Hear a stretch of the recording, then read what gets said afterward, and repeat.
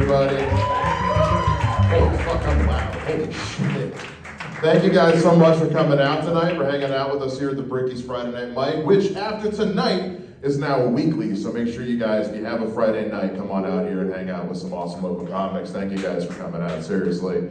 My name is Mike Shea. My friends tend to just call me Shea. My mom calls me Mikey. My ex called me on accident when she was fucking her boss. Yeah, he lasted a while too. I was on hold for like 20 minutes. At one point he had her making noises I'd never heard her make before either. Like, she just screamed out, "Ay, Poppy!" And I was like, she's Japanese, that's impressive. I've heard of speaking in tongues, never coming in tongues. That's a new one. I am we got any parents here tonight? Any single parents or parents in general? Where the fuck are your kids? I am a dedicated single dad to a 3-year-old girl named Rosie that I love very much. Thank you so much, thank you. She's wonderful, but she's 3, so she's at that age where she's doing the same 2 things every 3-year-old does. She's getting into shit she's not supposed to, and biting everything.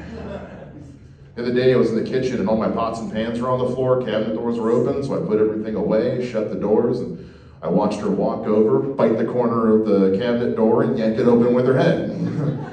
Now all my cabinet doors have child locks and teething rings attached to them. That's my friends have suggested maybe she's just acting out, which is entirely possible because I do leave her home alone when I go to work every day.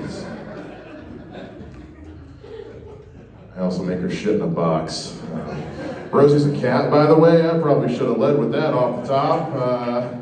We got any cat owners, any cat parents here, cat lovers? I love my cat, Rosie. Rosie's a sweetheart. She's not feeling too good right now. She's got some butthole problems, as most cats tend to. Cat lovers are like, yeah, when don't they? But I love my cat, and we all love our cats, but I do think it's high time we all, as cat lovers, came together and admitted something, which is that our love for our cats, not entirely consensual. Cat owners know what I'm talking about. At least once a week we're screaming across our house, "Let me love you!" I'm just saying, it's not super healthy. Like if I think about this sometimes. If I had to describe the things I do to my cat for the sake of affection, like in court, about another human being, you'd see it on the news, you know? Like, imagine a cat up on the stand just testifying for a lawyer. He picked me up and he held me down. Did you try to defend yourself? I scratched him and I clawed him and I bit him. And he just booed me on the nose and said, "Bad girl, stop that." What happened next? He shoved his face in my stomach and went, he went, "Who's a good girl?" Did you get away? I did, but as I ran away, he screamed, "Let me love you!" Her lawyer's up there giving his closing argument. Ladies and gentlemen of the jury, meow means meow. Dum dum.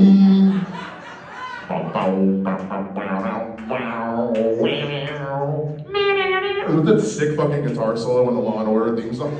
That theme song had no business being as good as it did. I am single, thank you for asking. I recently went on my annual first date. I hit a little too close to home to some of you. Listen, you gotta go on one a year, people start to talk. That's just kind of how it is. I'm gonna sit, guys. They start to talk if you haven't been on a date in too long. You know, like, usually when like you're at a party and there's the single friend, they've been single for a couple of months, you know, you look at them and you think, Dave's fine. Dave will be okay. Well, listen to your friend Lisa. She get rid of that snaggle tooth? You know what, it's fine, it's not a big deal, he'll be okay. I've been single since the Obama administration. Yeah, I know, it hurts a little more every time I have to say it out loud. Like, I started writing his name on ballots just to try to make it, like, not even presidential ones, just like fucking school board treasurer. I believe in you, dude. Like, yes you can, Barack. Yes, it's a good slogan. It's a good slogan. My friends are always encouraging me to like shoot my shot more, but the problem is I shoot my shot like a stormtrooper from Star Wars. I don't hit him. Thank you God so much for getting that joke. Holy shit. It's the nerdiest fucking thing I've ever seen. I'm now the friend that when people see me at a party, they're just like, why is he drinking whiskey through a crazy straw? He's been talking to the cat for 20 minutes. Wait, I don't have a cat. Did he bring his own fucking cat to the party to talk to? Look, it's not that I have a problem with women, it's they find me about as useful as a white crayon.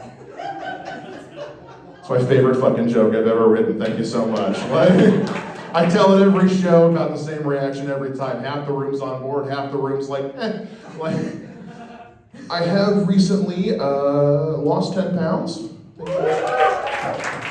I figured out the secret to weight loss, everybody. Don't look at me like that. Okay, look, it's a recent discovery. I just get high all the time and forget to fucking eat, that's all. I know I don't look like it, but seriously, there have been plenty of days where I'm on the fucking couch and I'm on like my 9th episode of Midwife and I'm just like,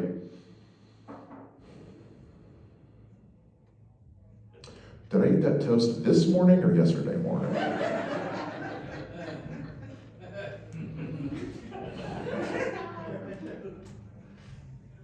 Did I remember to buy butter? Because I'd like some toast. I don't think I have butter. Today's Thursday. I'm supposed to be at work. All right. No, it's great. My doctor said that I'm no longer morbidly obese, guys. Still obese. No longer with the quantifier. Being obese is kind of like the most insulting. It's so bad. It's like, you're so fat it requires a medical diagnosis. like we have to label it. Like, we can't just call you fat. That's disingenuous to fat people. Like, you're a medical condition. There's going to be an episode of Scrubs about you, and it's going to be beautiful, and we're going to laugh throughout the whole time, and we're going to cry when JD loses the patient at the end. It's typical. But some of you guys didn't grow up in the early 2000s watching Scrubs. It was a different time, okay? I am the fat friend in my friend group, though. It's not that big a deal. Honestly, there are certain like benefits and perks that come to being the fat friend in your friend group. I always get to ride shotgun. Some of the fat people in the room know what the fuck I'm talking about. They're like, don't give them the fucking secret, dude. Like, because there's always like on a road trip, there's always that one skinny asshole that's like, can't Mike sit in the back this time? And everybody else is like, fuck no. He creates an air seal when he sits back here. He sits back here, we open the back door, it goes tss, or really loud. You flip me over, there's a fun fact underneath, like a Snapple bottle. Trying to get this joke sponsored by Snapple. Comedy's not paying a lot of money.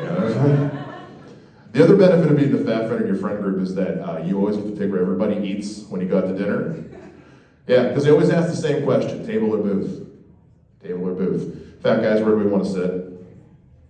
Y'all don't want to fess up now? No, we sit at tables, okay? Fat guys don't sit in booths. You know why? They bolt the tables to the fucking floor. Can we knock that the fuck off, please?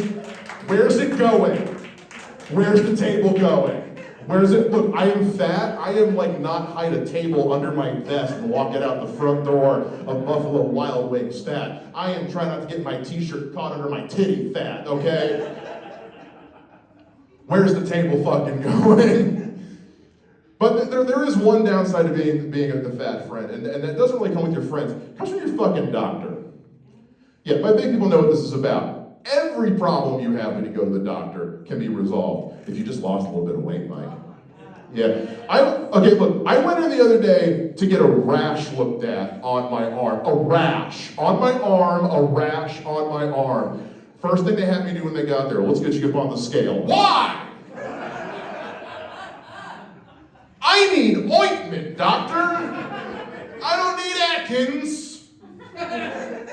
Just give me the script. McDonald's lunch menu has already started, okay?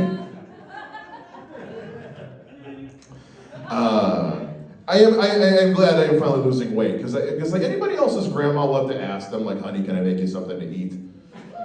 Yeah, she stopped asking after a while. She just knew the answer was yes. I love my grandma. My grandma's my buddy. My grandma's my baseball buddy. Where's my baseball fans at here tonight? Fuck yeah. I know the Reds didn't go as far as we wanted them to, but you know, it is what it is. My grandma lives up in the Northeast. She's the biggest Guardians fan like on the face of the earth. And fuck yeah. I'm so glad you guys are being cool. I was at a show one time and somebody booed. My grandma's an 85-year-old lady in Cleveland. Let her root for the fucking Guardians. Jesus Christ. She already is that, look, she's 85 fucking years old. She already has to try to learn a new team name. It's hard enough already. I know it's like a 2-letter change, but let her just fucking have it, okay?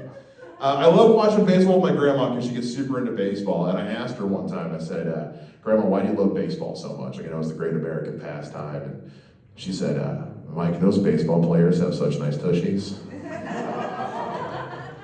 Those tushies look so good in those uniform pants. And this is the most I've heard the word tushy in my entire life, by the way. At one point, my grandpa walked in the room and he said, what are you guys watching? I said, we're watching baseball. I said, Grandpa, she's just watching baseball to stare at dudes' butts. And he goes, why do you think she married me? And he shook his ass. She clapped, he walked over, shook it in her face. She spanked him, I got uncomfortable. Now I can never watch baseball with my grandma again, because 3 feet to my left, she's feeling some type of way. Therapy's expensive, guys. Listen, guys, I don't have a whole lot of time left, but real quick, first of all, thank you guys so much for hanging out with us tonight. I know that sometimes coming to an open mic night comedy show is kind of like just going on Twitter. It's a roll of the dice if it's going to be fun or not, or just some asshole who's just like, stew his mind. So thank you for spending your evening with us. There's not a whole lot of other ways comedians. There really are no other ways for comedians to practice other than just for a live group of people. So thank you for letting a lot of new people, old people come out here. Anybody have the time by chance? 9:41. So in less than 3 hours, at midnight tonight, October 21st, will be 18 years I've been doing stand-up comedy. I couldn't do it without rooms like this. Rooms run by guys like Kevin and Star City Brewing. I have another show this weekend at Wiley's Comedy Club on Sunday. If you guys can come out, it's going to be a lot of fun. A lot of great comics there as well. So thank you guys.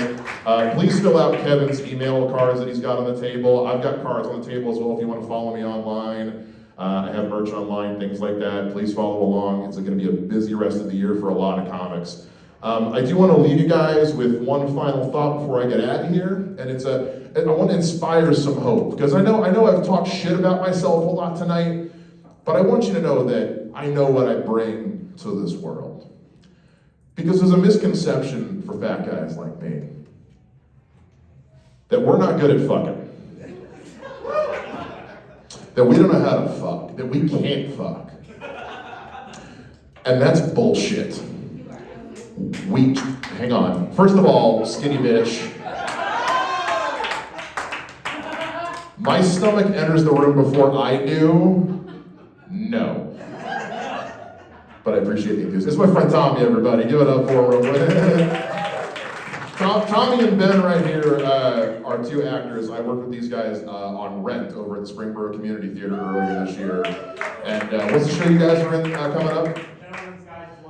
Gentleman's Guide to Love and Murder they're working on right now. If you can go see it, please go see it. These guys are two of the best people I know. These are great. Fat guys fuck just fine, is what I'm saying. We just fuck different. Like we don't have the best thrust game in the world, and I know that's a great indicator of what I think thrust game. But the fact that I've been using the word thrust game is pretty fucking bad. But like, fat guys, we will lick you till you're seeing rainbows, ladies. That's a goddamn promise. Like, listen, my buddy alluded to it earlier. It's called eating pussy. The word eating is in the name of it. Fat guys are a step ahead already. Like, only one step ahead. 2 steps, it's pushing it, okay? But it's just different with us. Like, I was with a woman one time, and I was on top, much to her chagrin. Fuck you. And we were done. She was like, wow, you fuck really hard. And I said, no, that's just gravity.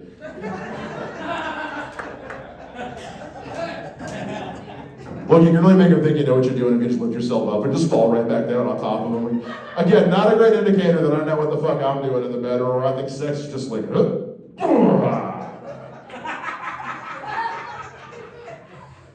All right, was that good for you?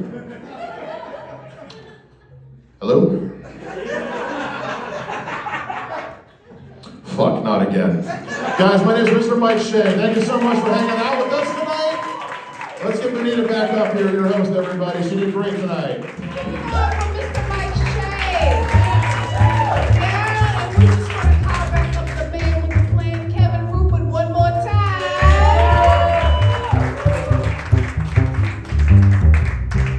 Guys, keep it going for Benita.